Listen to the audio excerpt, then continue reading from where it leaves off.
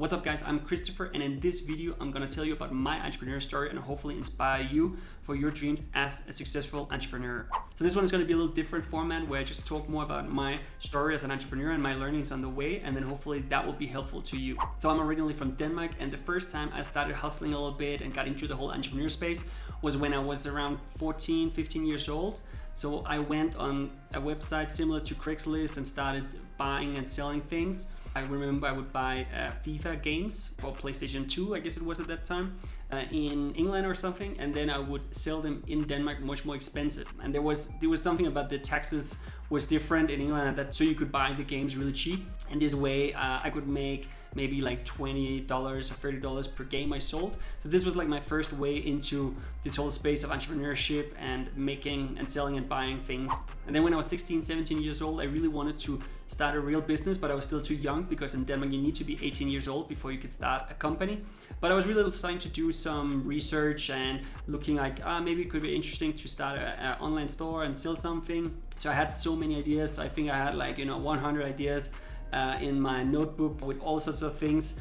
And he was like very much inspired by different entrepreneurs that was talking about what was successful at that time, and maybe I could find my own way into it. So when I turned 18 years old, one of the first things I did was to get a driver's license and then form a company. That was probably the two first things I did at that time. And the first real business I did was a web agency.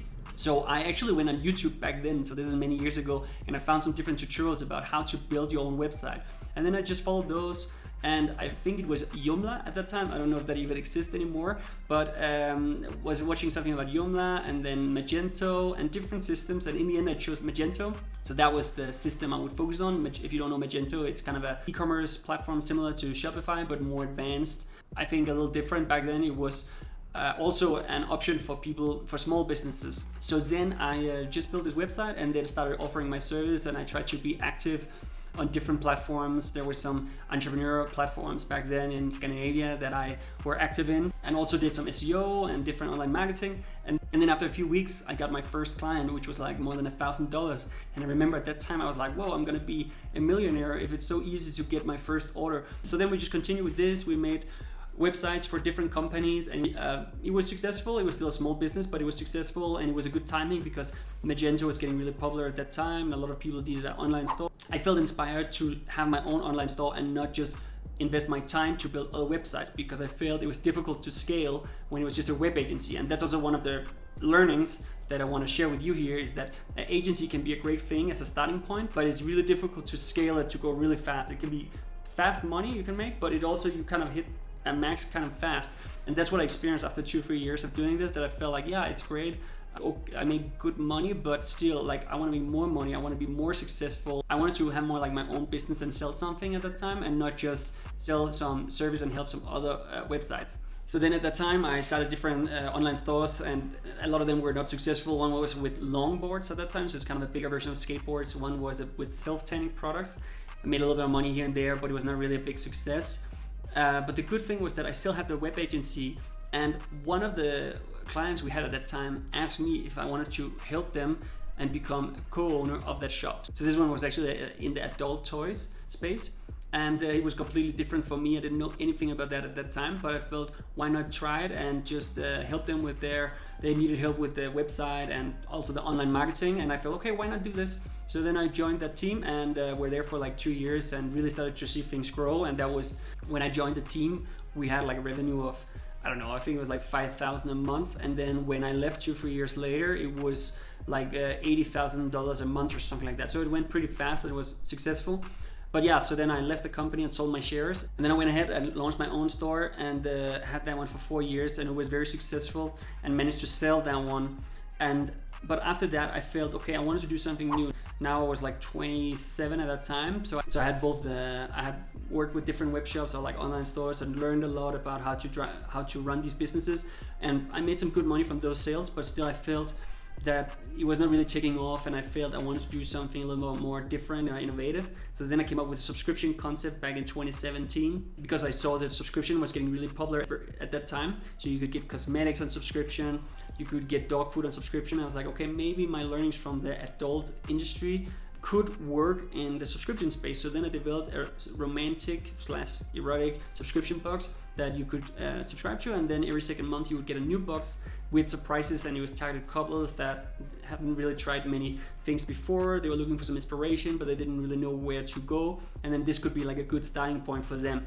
And then I launched that, and then pretty fast had 1,000 members, which was amazing. All I did was, it was super low, but it was kind of low budget. This just bought enough products for the first, I think, 3 boxes, and then I had my small team, and we designed the boxes and all, and then just went ahead and contacted a lot of influencers at that time, like small influencers, and then shipped them boxes. After that, I had the opportunity to apply for Scandinavian Shark Tank, and then I did that, and that was an amazing experience because we got so much exposure and also got the investment, and it was really a game changer. So went from, I think it was like 1,300 members at that time to 4,000 or 5,000 members, and then after that it just kept growing. So that was really a big success doing that, but that was an amazing thing, and really learned so much from that. And then COVID came, and even things went up even more, and that was amazing. But then when COVID ended, things just got more difficult. And then actually I was like in a phase of my life, I was like 32 or something like that, where I was like, what is gonna be my next thing? I don't really know. But then I started to be like, oh, maybe I could get into the whole affiliate and content space. And that's kind of what I did. And that's why I'm here today on YouTube. I feel like I have so many learnings as an entrepreneur throughout 15 years. And hopefully I can inspire other people that is dreaming of being entrepreneur, just knowing your numbers, things to do and not to do. There were so many mistakes that I made throughout the years. If I should point out 5 things that I learned through the years, one is really just to start as early as possible. If you're 18 years old and you're watching this video, then just do it today. I remember my parents, they really didn't want me to start my own business, but I just were so stubborn at that time, and I'm really happy I did that. I didn't go to university or anything like that because I just believed in myself. And the older you get, the more difficult it will be to follow your dreams and go your own path. Then you might be stuck in the wheel and not being able to do this. So it's the most important thing to start as early as possible. Then the next thing is to find people you like to work with. I think that's one thing where I could have done better. I've done a lot of businesses on my own, and would actually like to do more businesses with other people. You can't be the best at everything. You need someone else to support you in your career.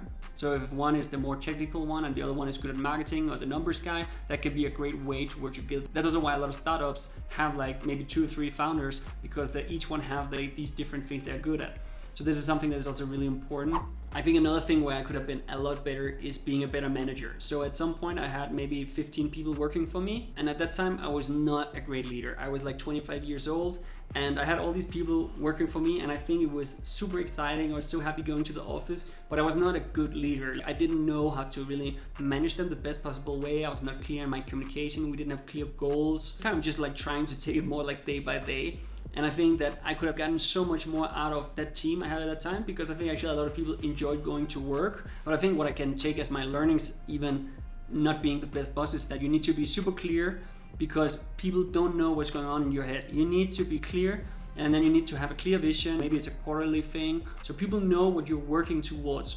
Then also it's super important that it's clear who is the boss in the different situations. I think it's also important that you trust your employees, saying hire slowly, fire fast. And I think that is very true. I think that do your research, find the right people, but if it doesn't work out and you feel you've done an effort, then fire them fast, because there's no point having them around then.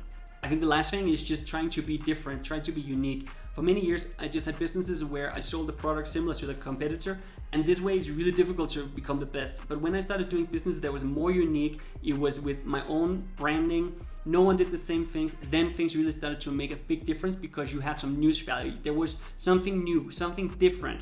And that's super difficult if you're just fighting against other companies on being the cheapest. Then you're just another company. You're not having a brand or a story, and it's not exciting. So I think really it's important to try to have something unique. There's so many companies out there doing the same things, and there's no reason to start another fashion store if you're not going to stand out and have something unique. If I should give you one last example, is that I worked in the adult space for many years, but all I did with this subscription thing is that I took the same products and I put them in a box, and then with a flyer, with a presentation and some guides or tips or whatever.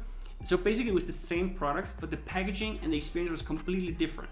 And also the marketing was to a different audience. The audience now were people that were just looking for some inspiration to the relationship.